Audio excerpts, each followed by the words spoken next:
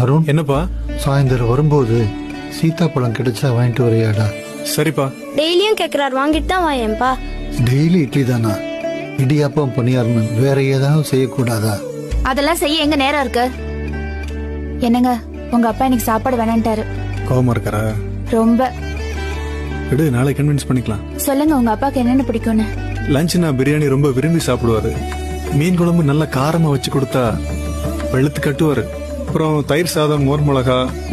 ஸ்வீட்னா ஜாங்கிரி, சக்கரை பொங்கல். காரம்னா நேந்திரம் சிப்ஸ். பழம்னா சீத்தாப்பழம்.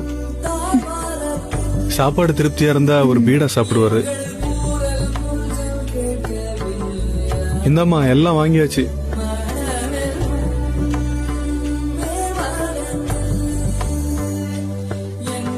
சீத்தாப்பழம் வாங்கினியாடா?